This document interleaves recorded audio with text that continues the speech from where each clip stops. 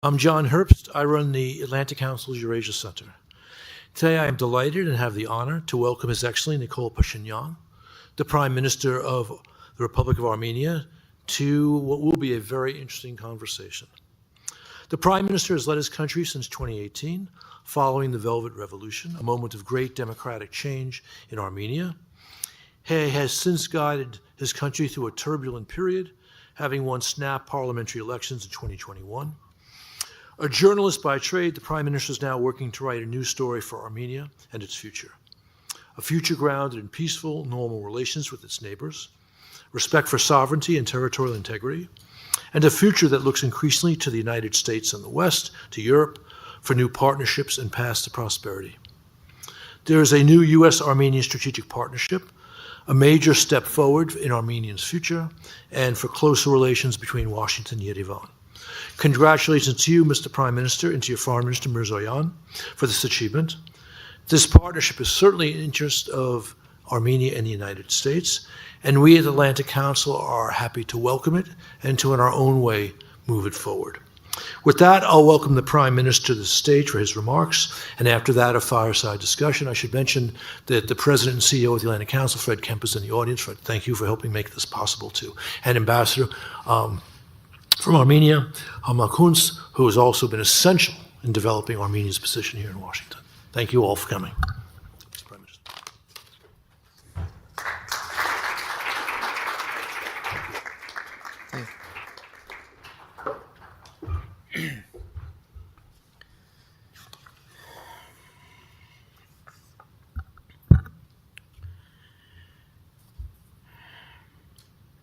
Dear Mr.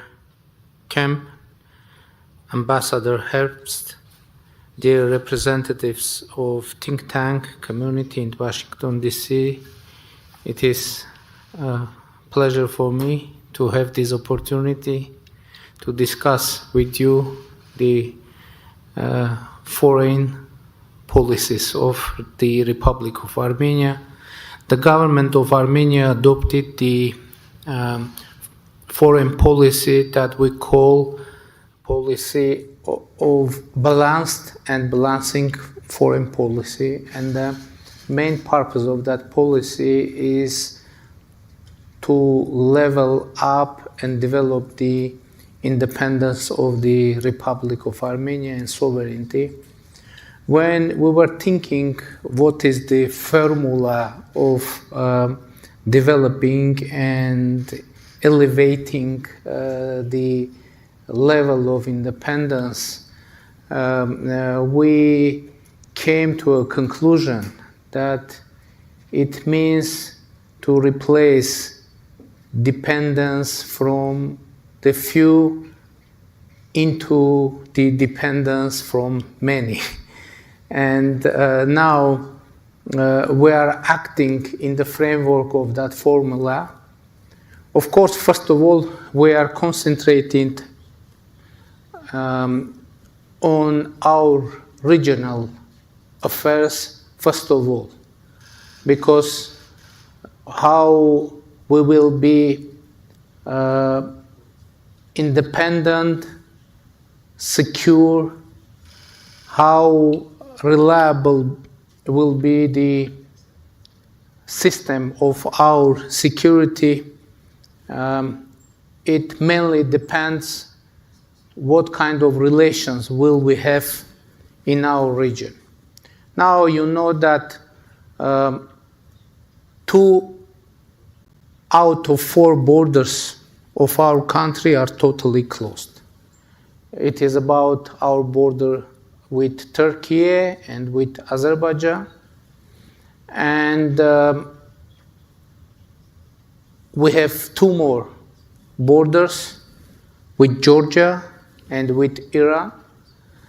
And of course, those 2 borders are very important for us, and we are cooperating. We have deep relations with our neighbors, Georgia and Iran, but we want to open a new era in our relations with Turkey and Azerbaijan. Now and during last years, we made huge progress in the peace process with Azerbaijan to make for you that progress tangible.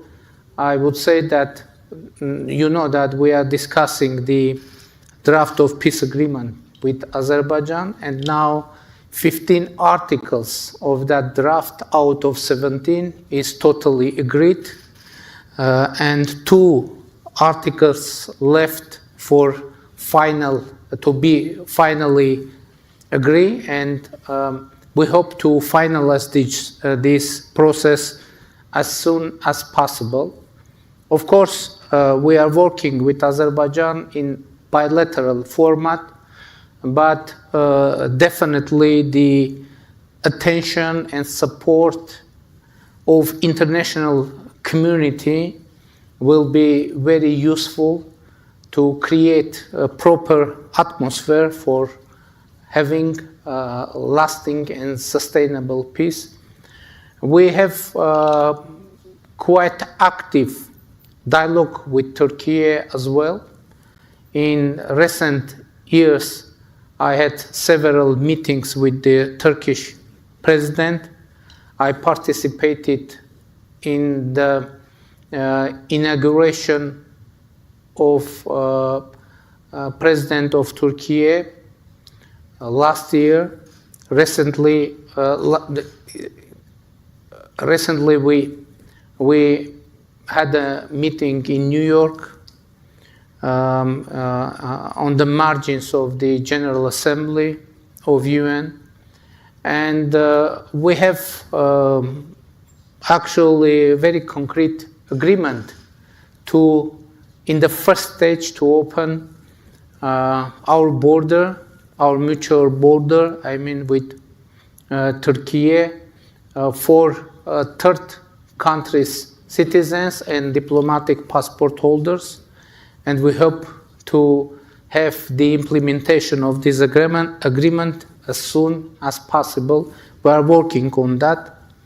From the other side, we are deepening our cooperation with other regional partners, I mean Georgia and Iran. Of course, there is an international situation, and that somehow stopping the process of deepening our relations with our neighbors, and those circumstances are widely known. I won't mention, but from the other side, I think we are quite successful in considering all those international factors, but from the other side, developing our relations with our neighbors. But of course, we hope to have a real breakthrough in our regional situation, and when we will be able to finalize and sign the peace agreement with Azerbaijan, and to have settlement with Turkey, it will totally change not only our regional situation, but I guess it will have very concrete and tangible impact to the international situation as well. We continue to be member of European Economic Union, and I would assess our relations in European Economic Union as normal, and European Economic Union is acting, and we are working in that framework. From the other side, we actually suspended our participation in CSTO, which was our main security partner. And the reason that we made that decision was the situation with, when CSTO didn't deliver its own obligations in terms of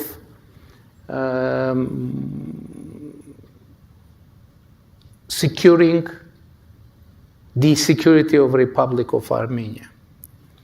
And I should say that now, in general, we are in process of diversifying our foreign relations in all fields, from economy to security.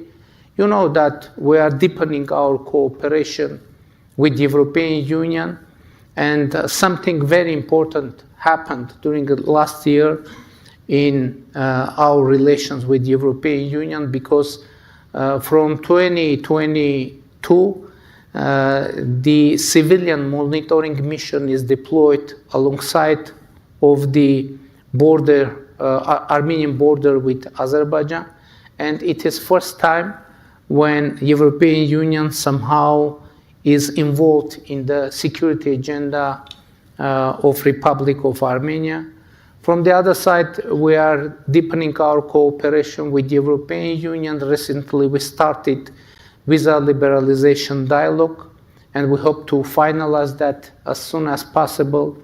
And there was another very important decision made by European Union,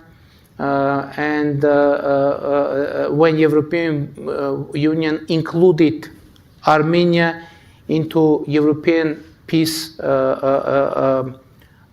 facility, which is also very important political decision. And recently we have signed a charter of strategic partnership with United States, which is also very important decision, and we hope to open a new page in our relations with United States. And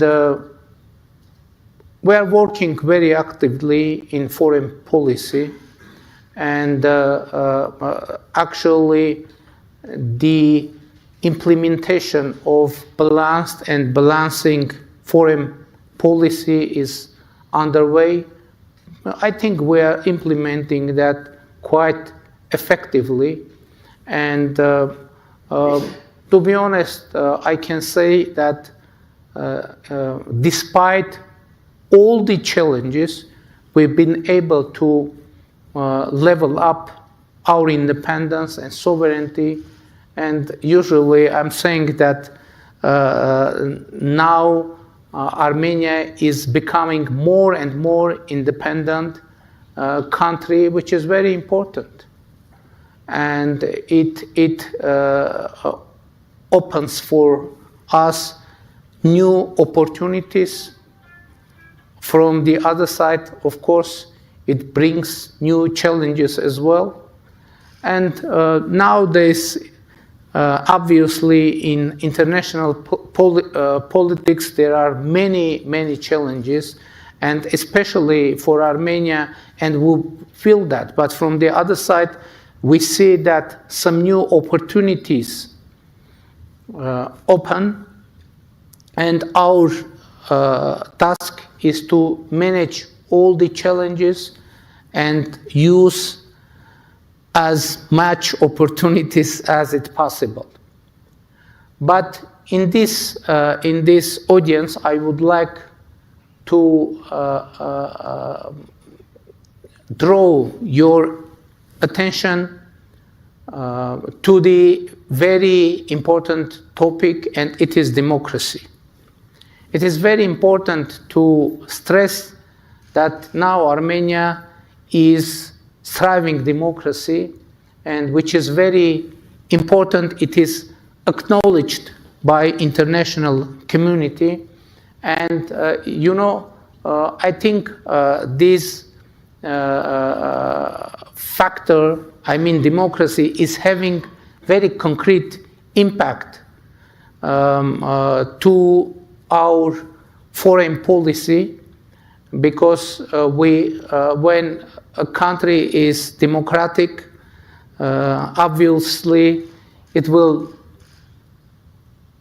try to deepen cooperation and partnership with all other democratic countries, and we hope that this desire will be reciprocated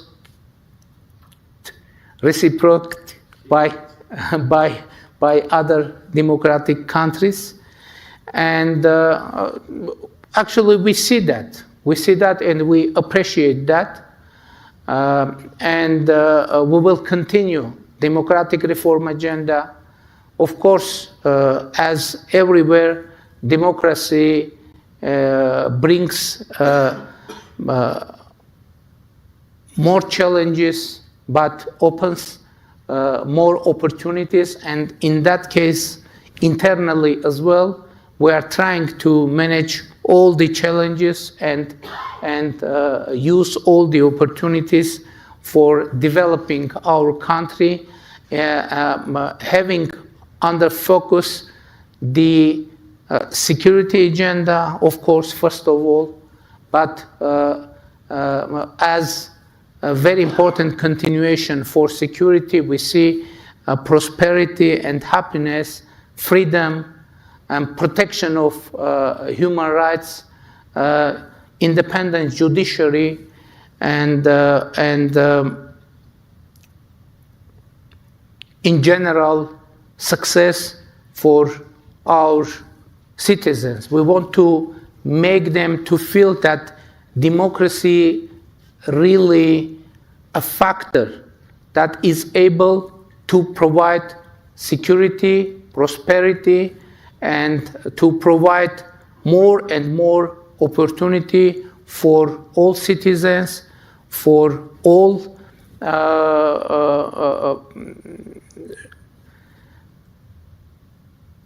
people living in Armenia. And we hope that Armenia, during this reformation process, will be more and more attractive country for investment, for living, for coming, for visiting. And that is our policy that we are trying to promote. And of course, we feel that, as I said, the visibility of Armenia as democratic country is increasing, which is quite encouraging. But from the other side, of course, we hope to have to have more visibility, to have more support from our international partners, to make Armenian story of success in democracy, but story of challenges and story of security threats more visible for international community, which I guess will and can be a factor of stability and peace for our republic and for our region. I tried to present overall picture about our country and our region, and now I'm ready to answer to all your questions. Thank you very much.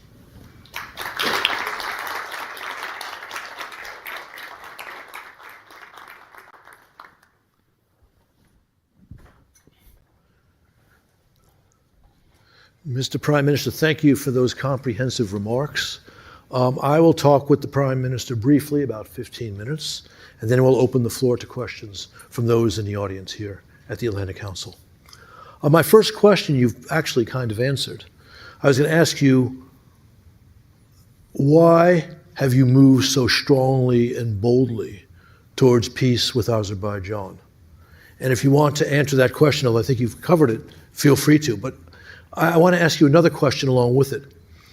I think you've laid out compelling reasons for your course on peace. But has this been easy for you to persuade the people of Armenia to move in this direction? You know, obviously, it isn't possible to have real and striving independence, prosperity, and security without peace.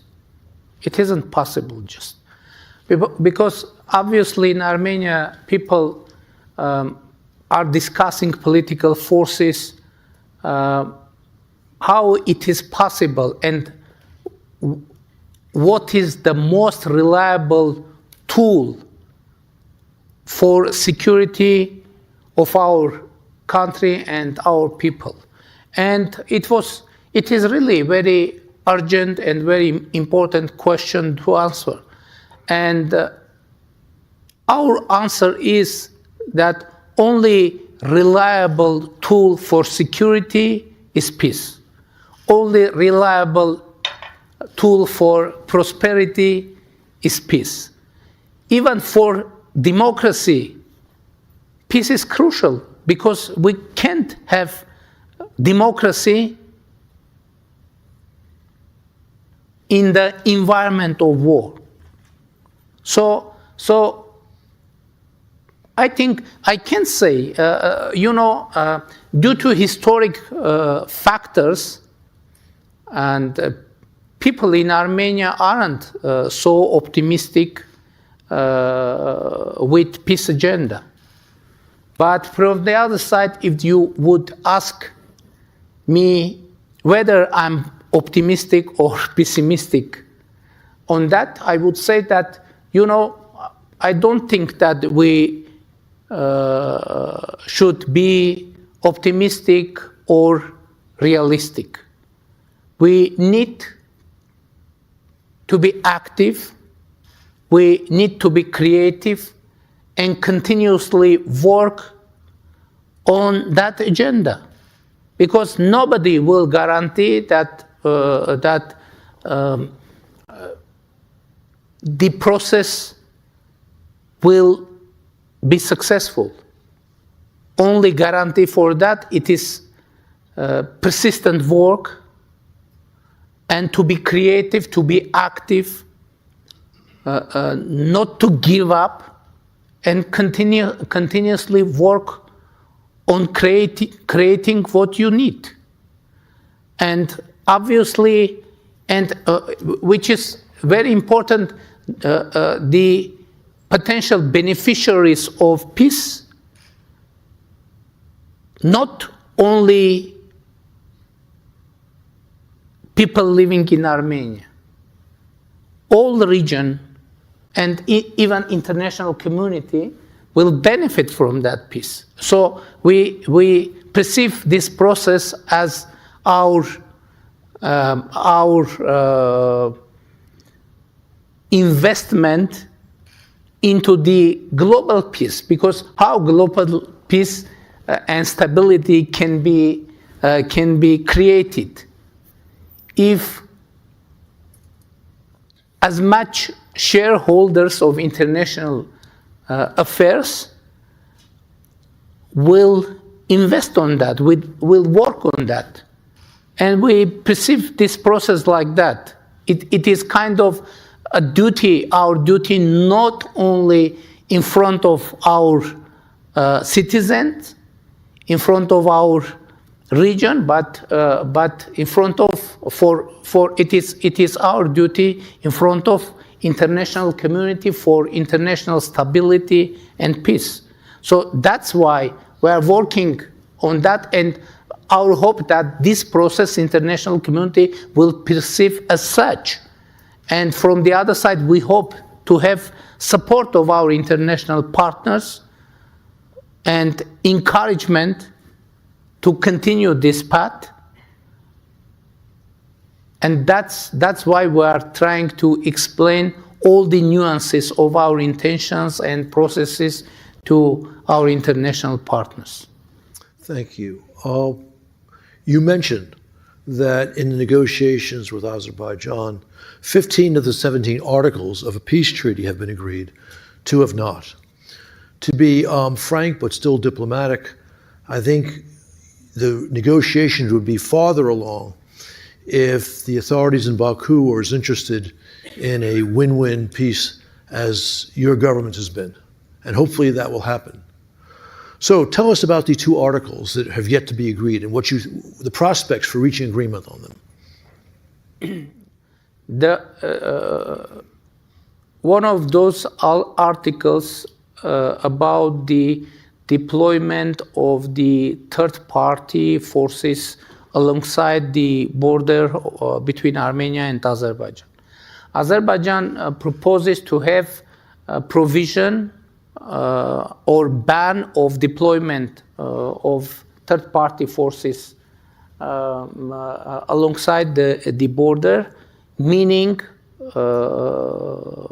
transparently the European civilian monitoring mission.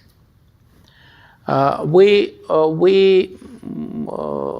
take note of that desire of Azerbaijan, and we made our proposal to have that provision for the delimited sectors of our border. So if we delimited a sector of border, that would mean that on that sectors must not be presence of any third-party forces. So we presented our proposal in a written way, and we are waiting for reaction from Azerbaijan. Another article about the complaints against each other in legal institutions, and the idea is to call back all those complaints. In general, we are okay with that idea as well, but what is our proposal? Not only to call back all those complaints, but not to raise all those issues in bilateral relations as well. Otherwise, the strange situation could be created when, for example, some topic is called back from international institutions, but one of the sides is trying to put that topic on the table during bilateral relations, and one of the sides could use one of that topics for escalation. And in that case, it won't be possible to transfer that topic into international institutions, and we are okay with that as well. So our proposal is to end further discussions on the conflicting topics and to open a new era in bilateral relations, starting from new and empty and clear page. And if you spot it, I hope that that means that all the important issues in the draft of peace agreement is already agreed. So there was very deep and very sensitive topics in that draft, but all those topics are agreed already. For example, Armenia and Azerbaijan agreed to recognize each other's territorial integrity, meaning the Soviet time territories of the Soviet Azerbaijan and Soviet Armenia.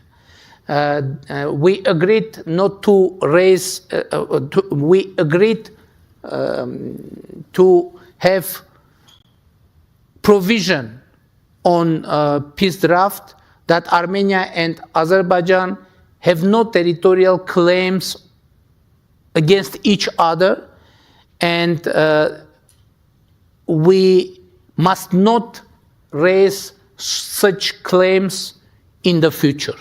So it is actually a cornerstone for the future peace, and everything about that is agreed. So why I'm saying that? Because it makes obvious that now the peace is more than reachable, and now only political will is needed to finalize this work on peace draft and to sign it and to have sustainable peace. Thank you. I had more questions, but let's turn to the audience. So there's a microphone. No, continue. Okay. The maestro tells me to continue with questions. So you have also recognized the importance of the normalization of relations with Turkey. Clear progress is made towards that goal, but is still not reached. What are the prospects for full normalizations with Ankara? We will continue our dialogue, and we continue that dialogue. And I guess Armenia and Turkey never been involved in such active dialogue than now. Actually, we have no any communication obstacles with Turkey, and we are in constant dialogue. Foreign ministers, they are talking and meeting continuously, permanently. Our representatives are in constant touch, and actually we are working very actively, and there is kind of common understanding what should be done. But of course there are many nuances, and some last effort needs to be put to have real result, and we hope that the result will come very soon. Okay, thank you. Are we now ready for audience questions? Good. So please just let us know if you have a question. Otherwise, I have plenty.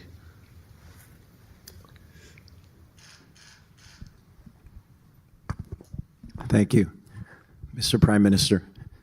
Tim Jamal with. Oh, want me to stand up? Please. Tim Jamal with Global Arm. Thank you for being here. I had kind of a two-part question because I did hear you yesterday, and to your comment that Armenia doesn't want to be considered a victim nation any longer. And of course, many of us agree with that. Yet what we've seen happen here, especially in Washington and I think in other capitals, is that because Armenia over the last 5 years has been a victim of extreme aggression, what we've seen is support rising for the Armenian state from the United States, from the European Union, because of these violations that have occurred against Armenia and Nagorno-Karabakh. At the same time, your movement and pivot towards the U.S. and the West and a democratic movement has also, I think, engendered very goodwill from the United States and from other states around the world. So sorry, I have two questions. One, if you could talk a little bit more, and you mentioned it in your speech, about the different ways that a deeper U.S.-Armenia relationship is in the interest of the United States. Why is that good for the U.S.? And that two, Azerbaijan has shown no proclivity to adhere to any agreement. They've violated multiple ceasefire agreements. They've ignored calls from the prior Secretary of State not to launch violence. They've ignored that. So if there is a peace agreement, that's my second question, how do we ensure Azerbaijan doesn't violate that agreement?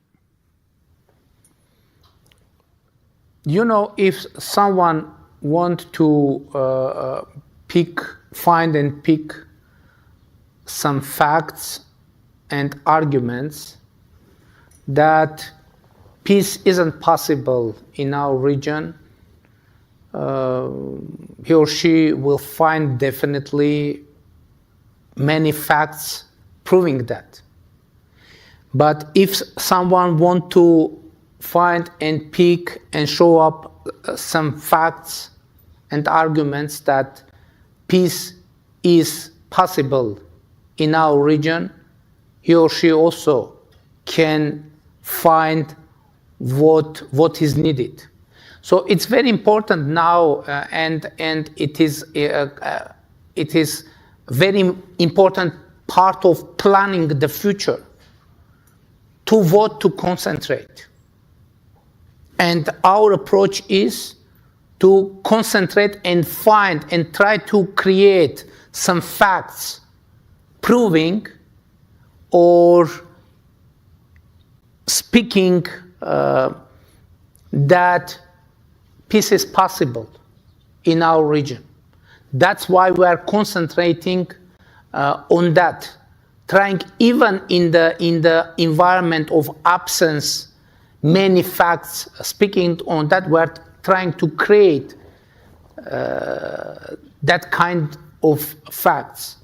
And the image of Armenian people also is connected somehow with this whole process, because Armenians usually represent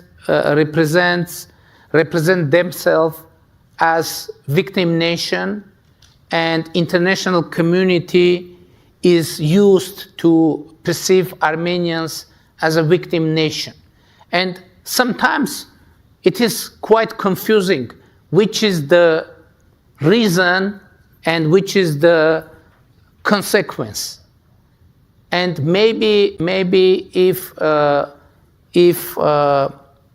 by default some nation is perceived as a victim, and it is kind of, sometimes it seems that it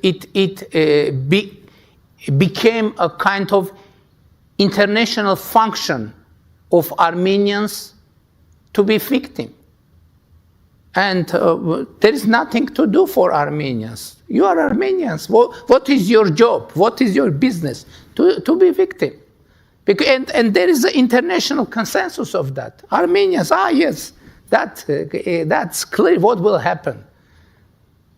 They will be a victim. We are trying to change that destiny for our people, and it is, we perceive that as a mission for our government, understanding that it is very, very difficult, almost impossible mission to fulfill. But from the other side, who will do that instead of us? We need to concentrate. We need to be concentrated on that, and we are trying to do that. Connected with the role of the United States on this process. Of course, we don't want to put the responsibility of solving the problems of our region. We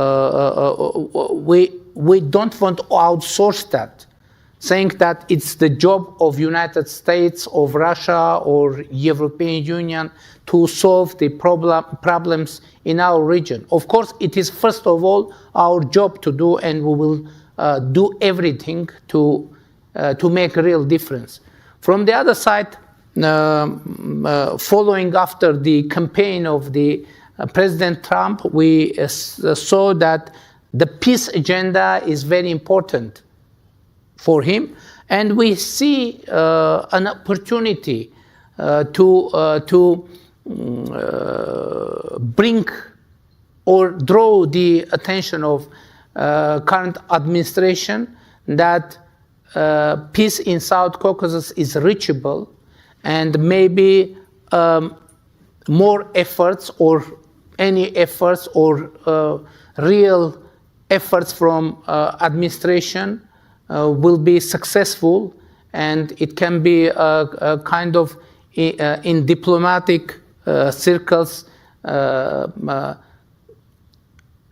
many people name it a low-hanging fruit, and maybe peace in South Caucasus is low-hanging fruit for international community. And it is very important not to express indifference by international community connected with our region, because the expression because indifference could provoke escalation. And at least it is very important for stability in our region to have real attention and to have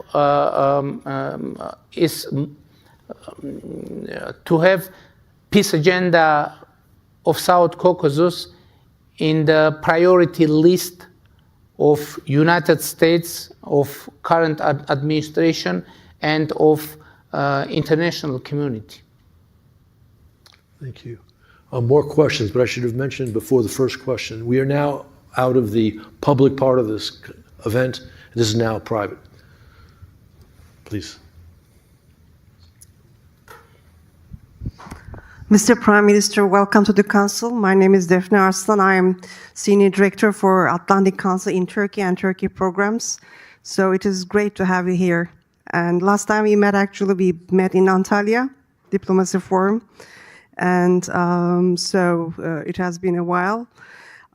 So brief question about Russia's role in the region.